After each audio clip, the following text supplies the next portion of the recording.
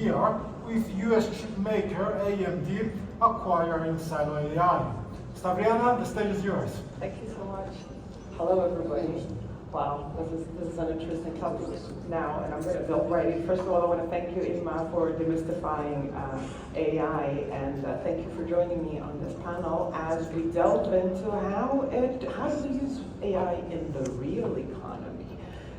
Because it's the big, how do we break into that and actually create value, create wealth for Europe, for our countries, for our companies, for people, basically. So starting off, Elias, I want to look into it from the perspective of a company that has actually started implementing and playing in a good sense with AI. And how have you embraced, I know how you have embraced innovation to excel, but give us the, spill the beans, give us the details.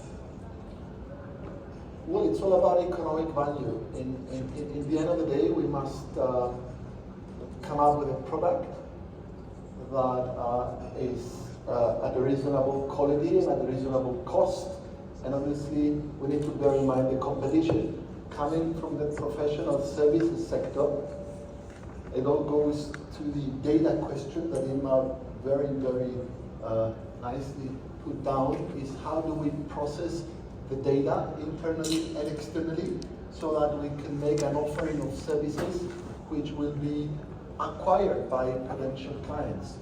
From that point of view, we started a journey many, many years ago, and we said that we cannot really advance and be successful unless we put innovation and change at the heart of whatever we do. And because of that, we dare not to play poker, but we dare to do things that were pretty much unconventional in a small economic society that of Cyprus. Namely, we created our own state-of-the-art data center.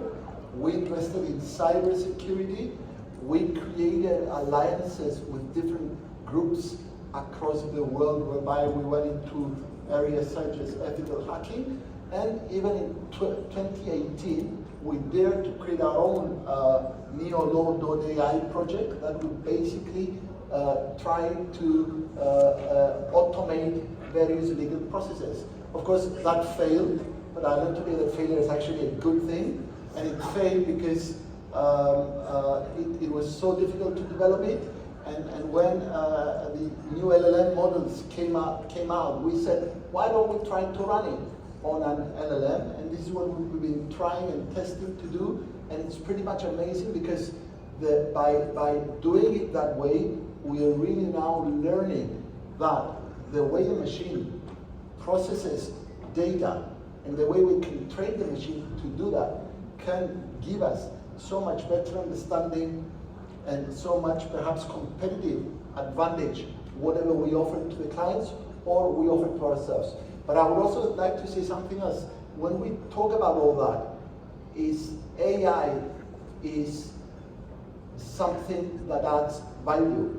And I was looking at the latest numbers, and I found out that the people who adopt AI, 70% of companies that adopt AI basically increase their revenue, and something like 30 or 35% of the companies that adopt AI reduce their costs. So this is what it really boils down to. Bottom line, this is black, right? Not red. What you just said resonates, though, that it's not about being afraid of fearing the failure. It's failing fast and failing better, so you actually get to the point of reaching success. Now I'm going over to a fintech, Georgia, with you, which is, I guess, one of the most highly regulated spaces. How are you harnessing innovation? How are you using it in your business? Thank you. At IncoBX. Yeah, at IncoBX. Thank you. I'm representing IncoBX. We're an electronic money institution licensed by Central Bank of Cyprus, and we specialize in transactions, payments, cross-border payments, acquiring, e-commerce, and card issuing products. So we have our own platform, the e-commerce platform, that we enhance and develop all the time. So artificial intelligence is part of our strategy, IT and the whole company strategy, and we do invest a lot in that, not only for regulatory, as you asked purposes, but also for the experience, for the enhancing the experience of customers. So we have a lot of products that they're all available on the platform, and through technology, they are instantly available for everyone. We use AI to personalize the experience of customers at the front of the business, but at the back of the business, we use AI to comply with regulatory regulations that they change all the time, and make sure that we do our job correct and accurate and fast as well. Thank you. And now I'm moving to, well, I guess, hardcore innovation at heart, I would say, with Silo AI AMD now, which is not a small feat for a European company, actually, to achieve an acquisition from a US. Well, if anybody doesn't know, AMD is one of the biggest competitors of NVIDIA, and everybody knows NVIDIA nowadays. It has become a household name. So, should I ask, how do you embrace innovation at Silo? I want to see how you spin that question. That's a good question, and no, indeed. I mean, we are now part of AMD, and as you indicated, it is Europe's largest AI acquisition ever. But we remain headquartered in Europe, very committed to, the fact that most of our offices are in Europe, and the fact that we've been training open source large language models that cover European languages. And I think, let me maybe say a few words about how I look at value creation, which I think this question really is about, and then sort of that connects really to who we are and what we have been doing, and also what we continue to do now as part of AMD. But I think there were some very good points already in that it's a product, and that's how I really look at it. I mean, it's AI in itself, on its own, doesn't really create any value. It creates value as part of products, and usually it's a feature of a product that people love to use. And AI isn't that product, but the product is usually something else. And that's how we've been looking at value creation throughout. It's, it is the companies out there that have a lot of users, that have end user data, and have a closed loop, sort of closed access to closed loop data and a feedback loop where they're collecting continuously more and more data, that are in the best position to actually build the best AI out there. And Silo has always been a private AI lab that partners up, that functions as an R&D partner and helps our customers build industry-leading products. Everything ranging from autonomous vehicles with companies like Rolls-Royce to, say, smart devices where we optimize image quality on your mobile phone camera, to web-scale search engines, to medical devices with Philips, for instance, and then all the way to a wide range of industries. But the common denominator is that the companies that are innovating, they're the ones that have a product, and they build AI as part of that product. And that's really been the perspective that we've taken to value creation. So it's really not something you sprinkle around the enterprise, and it is for some, but then you buy products that have AI in them. You're not a builder. And what we do, I mean, we're now 300 people, majority have a PhD in AI-related fields, so very senior, academically oriented. We've been providing infrastructure and tooling, so a platform to basically bring models to production and continue training and optimizing models in production. And then, of course, a set of open source foundation models, especially covering European languages. Thank you, Peter. Inma, from the different generations of AI, because it's not a new thing, it's just mainstream through basically ChatGPT, and everybody knows about it. How do you see, from what we heard as well, what is currently happening, how actual businesses from European AI company to a law firm and a fintech, how they're harnessing AI as a strategic part of what they do. Are you a realistic optimist, as Luis mentioned before, about the future of AI and, dare I say, humanity? Well, I'm not George Hinton, that's for sure. Good old George got his Nobel Prize this week, and he's going to very strongly push for an AI for good, which is what he did after he left Google. I mean, I have built AI like you for industry to create products and services, and immediately you see the benefits and the transformation and really what you can achieve that is far beyond any expectations. The problem we have now is that AI is being pushed incredibly hard by the big AI developers, yeah, this handful of companies. And there are specific aspects that are not yet there. For example, one of the issues with the language models is that they run a lot of synthetic data that has been outputted by the model itself, so it's not really data that comes from the outside. And then how good is that data? Because it's synthetic, right? How is it going to affect the cognition of the model?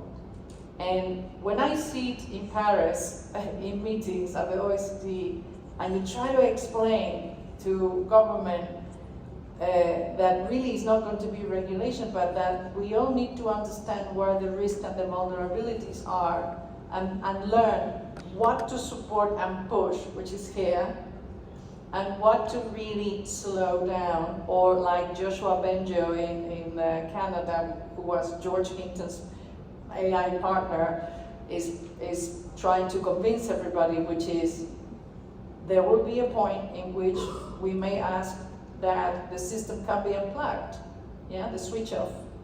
And you'll see this word in the media in about 6 months, the ability to switch it off. So what can we do in this context? We need to learn as much as we can. We need to play as much as we can with it so that we understand its potentiality, but also where really is not there for us. And this is the time to do that, become very aware of what it is, so that we can make the right decisions as to what platforms are good for our company, and we're going to be building stuff on top of them, and which are the ones that still have concerns and risks, etc. The market is going to be incredibly competitive. And you can see it by the type of hires that Microsoft has done. Microsoft brought Sam Altman as the new messiah, and very quickly realized that he needed a man like Suleiman on board, who's a calm man that is more realistic, yeah?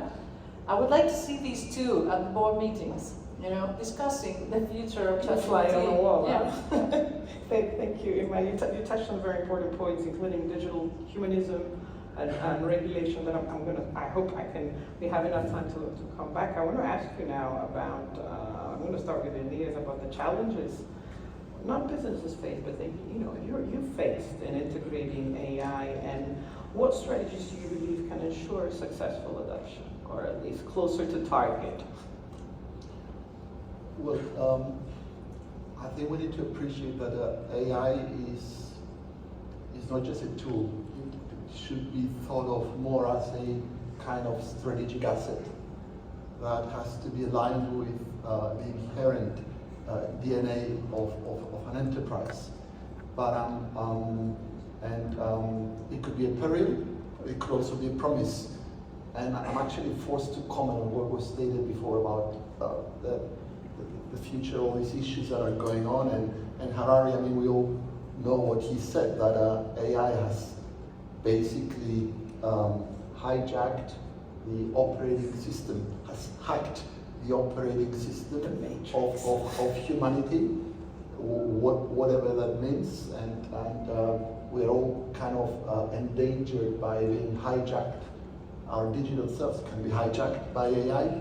So, but coming from a legal background, we also need to think about the risks, and the risks are there, and I think a lot of the risks have to do with how we treat data. What do we do so that the processing of data does not lead us into biased behaviors that can create adverse consequences? Imagine politics, elections, campaigns, etc. And again, I want to pick up on a recent case that was just heard in the United Kingdom. A lady was, and I want to talk about that if I have 1 or 2 minutes. A lady decided to present her case in court. So she went to ChatGPT, one of these LLM models, and they prepared an address in court. And the address in court actually referred to something like 10, 11, 12 cases with real names and real citations.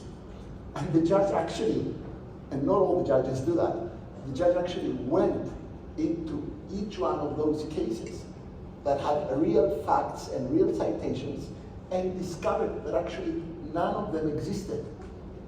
And that was a pure, in real terms, a pure hallucination example that shows to all of us the risks and the dangers that can come out. And imagine if you come from a law firm environment, are you allowed to give your data or the data of your clients to the LLMs? And on what basis and on what conditions? And of course that brings us to the very big question, how do we regulate? And how we do not over-regulate like in Europe, where we may be actually becoming less competitive in the global environment because, for example, of the AI regulation. Thank you all. You touched about, basically I would call it critical thinking AI, which is what we would like more humans to have nowadays as well, because you know what they say, artificial intelligence is no match for natural stupidity sometimes, and we've got a lot of that going around too, everywhere on the planet. So it is a crucial point for me to basically allowing you to be able to check if something is false or true, which is like what humans need to learn as well, and have the education, it always starts at the basics, to be able to judge if something, and not be naive that everything, oh, let's make it up. If it's not there, I'll make it up, and it's okay, it will work. So going though into the challenges faced in a fintech, which also regulation is important. I keep coming to that because I do want to touch afterwards the regulation part as well from a different angle. What were the challenges you faced in successfully adopting AI, or in the process, because I understand not everybody has fully adopted AI. Ongoing process, of course. In the fintech industry and the banking sector in general, because we were under that industry, the main challenges we face in regards to adopting AI is what we said, the data, the accuracy of data, the outcome of the correct data for analysis from the tools we use. And of course the regulatory adoption from the tool to actually give the essential help we need to provide the services. Also, the big challenge we face is for banking sector, because but the sector use legacy systems.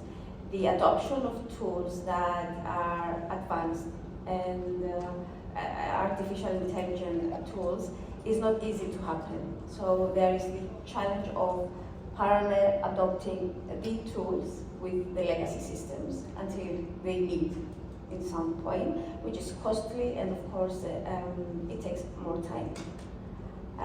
And also I will say that in Europe, I think mostly, the staff, the skills, it's another challenge. It's difficult to find educated people on AI to hire and help you on producing these tools or adopting the tools.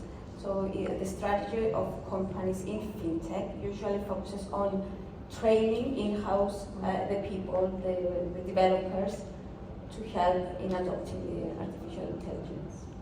That's an interesting take, because I want to ask you, Peter, you have 300 people in silo, and I guess most of them will probably be engineers or have a technical background, a hardcore technical background. What's the percentage of them being European?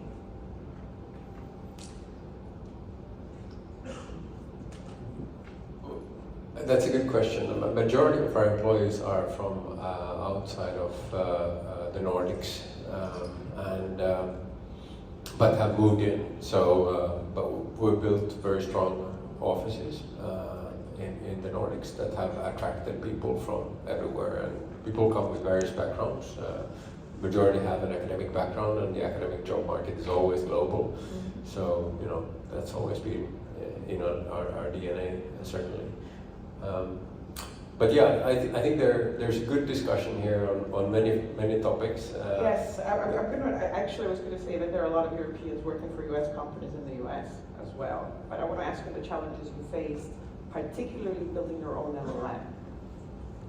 Because you don't hear about a lot of more, you hear about Anthropic, you hear about OpenAI, you hear about the big companies playing with LLMs, but you built your own LLM for the Nordic language. What were the challenges you faced in the process of that, and how did you tackle them? Yeah. And if that was the most important challenge that you faced? I mean, I can touch upon that. That's a quite specific topic, but I mean, what I think sort of, if I may before that, because I think like we've been talking about AI as if it would be reasoning, and just to be very clear, AI is not reasoning. I mean, it's AI today is machine learning, and machine learning is basically A to B mappings, and that's technically what we're doing today. And so I think, then we have coined these beautiful terms like hallucination, which, I understand we use that term, but technically, I mean, the models are doing just what they're taught to do. If we think like LLMs that you mentioned, an LLM is a token predictor, so it's basically just a model that is fed with a lot of text, and that model learns to predict the next word. That's literally the only thing that the model is doing. Then they have a bit of emergent properties that sort of make them talk to you and make them have a conversation. But if you look at the technical part behind all of this, that is basically an A to B mapping, and that A to B mapping in these neural networks or transformer architectures, it's basically just mapping from one word to another and learning from just trillions of tokens. And this is what we're doing with these LLMs, and that's why I think sort of, I think there's a lot of risks out there, but I would be very careful with sort of connecting that to superintelligence or AGI, artificial general intelligence, or something like this, because we have no idea how to even build that. I mean, we don't have technology that allows us to get there. Then there are risks related to the fact that this technology can be used in various ways. The fact that the technology is fulfilling the Turing test, so you cannot differentiate the machine from a human being. And that has implications, or may have implications, and so forth. But the models aren't doing anything else than what we teach them to do. And that is the A to B mapping that we're teaching these machine learning based models to do today. And I think there's plenty of value that can be created with that, but sort of I don't think it's sort of coming with the risk of building super intelligence. And then I think the other element really I think I like the point that on value creation, and it comes from strategy. That's exactly how I think. I mean, it's not something you sprinkle everywhere and think that then you will create value, but it actually needs to come all the way from sort of board level decisions, and then after that the leadership that sort of stands behind the initiatives and sit at the core of your strategy. And that's long-term product development investments. If you are a builder, if you on the other hand are a buyer, it looks very different. I mean, those companies should acquire the best products on the market and become the best users of those products. And that's a very different activity. What we're seeing is a lot of companies that end up somewhere in between. And you build a little and use a little, and eventually sort of it's a costly activity to build. And then it's difficult to actually have a successful business case behind that. But yes, I mean, we are training base models, and I mean, you need compute, you need talent, and you need data. Data is available. We've collected the world's largest, or the largest open data set covering European languages. It has 22 trillion words or tokens in total, and released it open source. Anyone can train. We're using the EuroHPC supercomputer Lumi, which sits in Finland. It's Europe's most powerful supercomputer. More than the Barcelona one? Yes, Mare Nostrum. Really? Ooh, rivalry. No, the one in Barcelona is the EU-funded one. So we had Leonardo in Italy and Mare Nostrum in Spain and Lume in Finland. Those are the most powerful three in Europe. And then you need a talented team. Those three ingredients is the only thing you need, and that's what we've been putting in. Thank you. Inma, apart from the, the AGI, I know we're far away from it still. Would domain generative AI would kind of be the critical thinking into any model? Not model. I don't want to talk about the model. I mean a system, a platform, or a solution, a software solution that a company can use using its own data, so they know they're right. I mean, it is what it is. They know they're right. At least they have the historical data. If they're in a technical usable form that a system can use it, or at least turn it, would that be kind of like the middle ground solution to allow more businesses to adopt AI systems on their own data and help them for what you mentioned, Elias, for more profitability, more fit for the future, basically more competitiveness by also cutting costs? We have several kinds of AI development. One is the language models, which are basically output content, whether it's text, images, videos, it's all about outputting. And then you have neural networks, which are cognitive systems of self-thinking and self-learning, which is the basis of AGI, which, by the way, DeepMind and Meta and all of them are developing, because this is my day-to-day running AI safety in the Global Partnership for AI. So, are we ever going to use artificial general intelligence? That is the question that philosophically we are trying to analyze if it's worth our time. But how companies, especially SMEs, are coming on to using AI and powering their products with AI is going to happen exactly with what happened with cloud adoption. If you remember 10 years ago, when the cloud companies were evangelizing about, please don't put your data on premise because the fire will come and your business is gone, no one went full on into full cloud.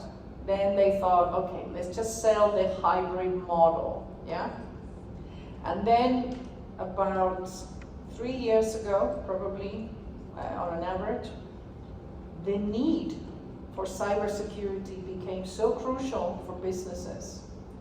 And at the same time, it's such a cost to build it on your own, not just because of the technologies and the platforms that you need to build, but the people. To hire very good cybersec technical people is incredibly hard. I mean, those heads cost a lot of money and they're very few.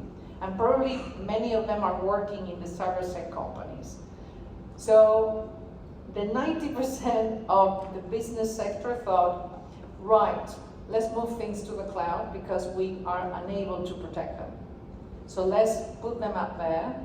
And companies like Palo Alto Networks and everyone else build super cybersec around the assets that are kept to the top of the optimization and with the best experts in the world.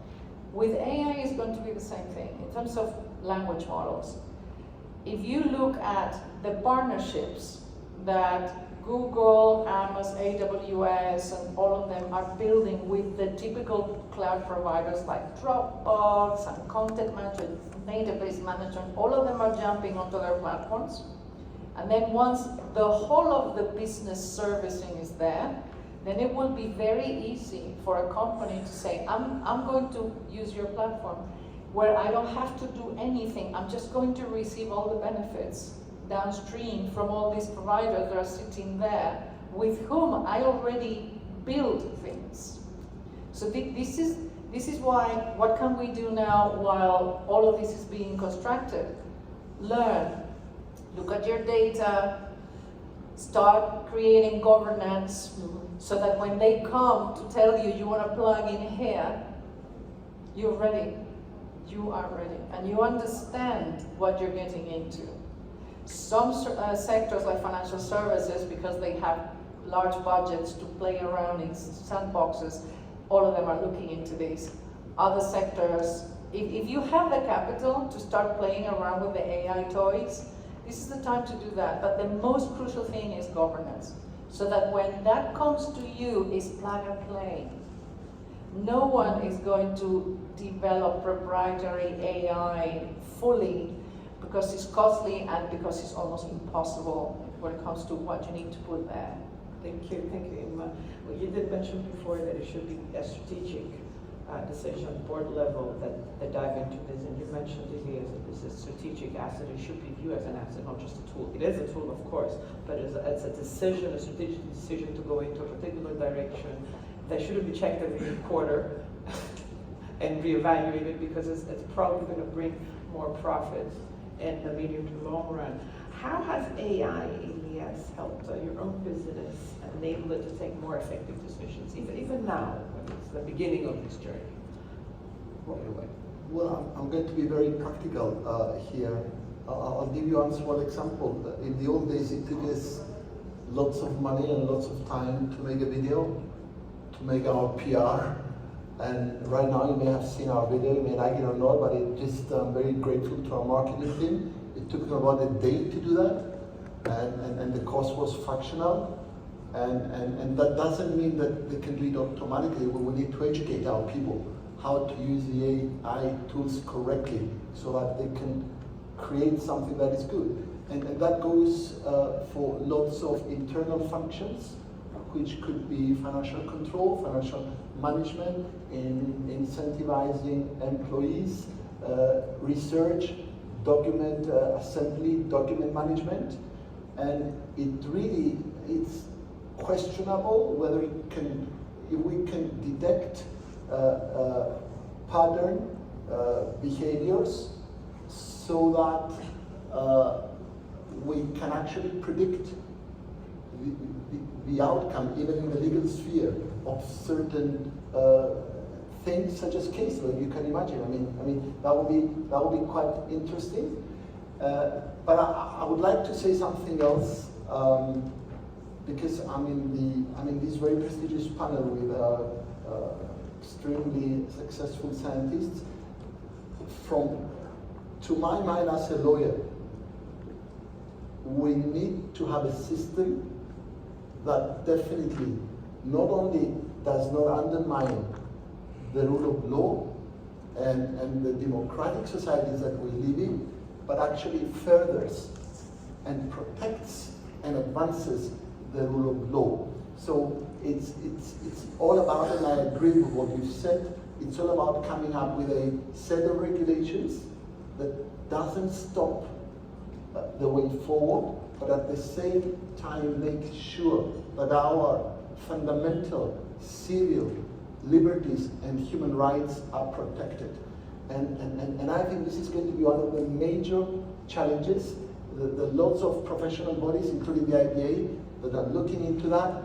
We have the pleasure and honor of being part of that process, and we look at that, and I think it's critical that the enforcement bodies, the governments, the lawyers actually interact with the business and the scientists and the innovators to see how we could actually create the correct landscape that on the one hand will protect the most valuable things that we have, but on the other hand will not hinder the progress.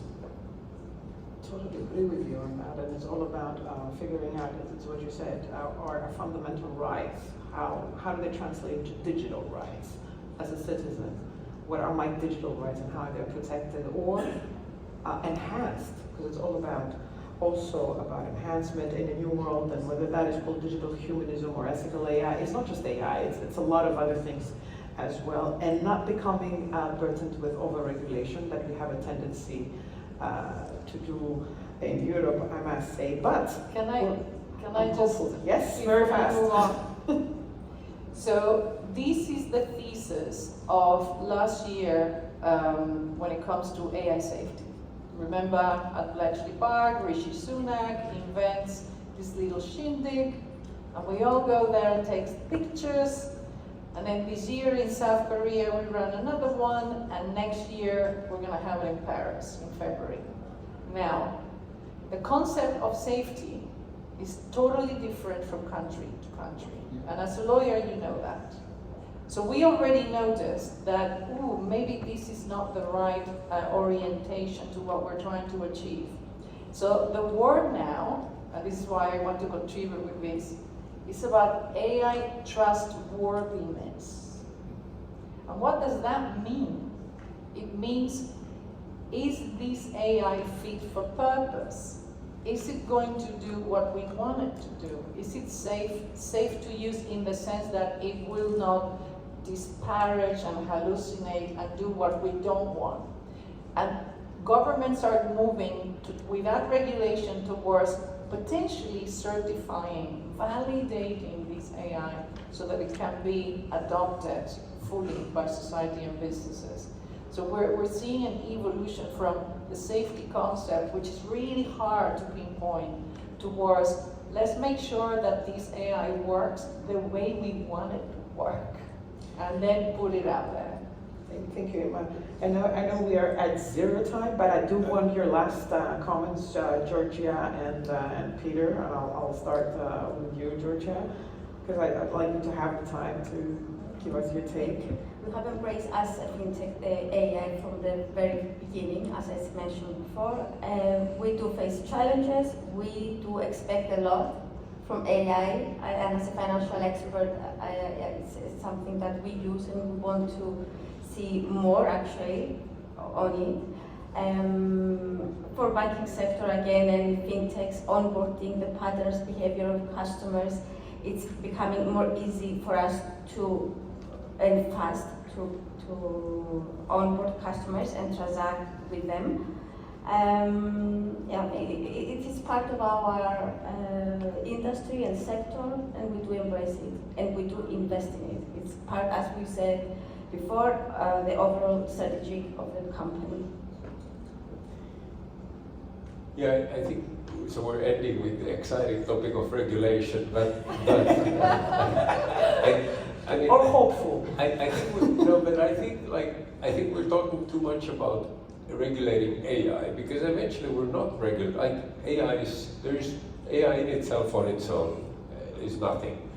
It's a product, and I think you answered your question in the very beginning already, because eventually, and we've been heard during the EU AI Act process, and I think the Commission has been very, collaborative in getting from... It's starting to listen, yes. Getting from where we started, where we were regulating systems, technologies, tools, methods, and technologies. This is a very difficult approach if you take that approach, because I think it's close to impossible to define sort of AI as a technology. Now, where it evolved during the past many years, and I think evolved into a good position, is that it's looking at use cases and applications, and then with different risk categories. And that makes a lot of sense. And these use cases and applications, they are products. Yeah. And then you regulate products, you're not regulating AI. And now the only challenge here is that at the very end, there sort of was this addition of GPAI, the general purpose AI category, which I don't think anyone really yet today know how it's going to be regulated, because it's trying to look at this as some kind of AI, which is general purpose, but eventually that AI is also going to sit in product. So I think in general, I think we are in a good position. If I could add something there, which is a very interesting point, actually, at the EU level, they're coming now with a new regulation on product liability, and I don't know whether you've seen it, but they have included data and data use with use of use, and whatever processing within the product liability. And in that way, I think they're achieving what you just stated, and that's a correct way forward. But definitely what Inma said as well is very, very critical. We're nowhere near where we can have a universal set of rules across the globe, and that could create tension from a geopolitical angle, because as a tool it could give advantage or disadvantage over to certain geographical territories or countries. So it's another point that we need to keep into account. And it's not regulation, it's certification. I mean, I don't see British Airways happily buying that Airbus that can self-land if that hasn't been certified. I mean, it's clear as that. Very true, and at least from the European perspective, we can hope that regulation will give a competitive advantage to Europe. And if you read the Draghi report, it's all about competitiveness because we have the tech talent, there is excellence on the research innovation, but how do we turn it into a successful, impactful economic value into a business like Silo did with Peter. So thank you for joining me on the panel. Alex is already kind of waiting for us. It has been too interesting for me to cut it short. Yeah, I'm sorry to blow Thank the you. whistle, but we are well in overtime.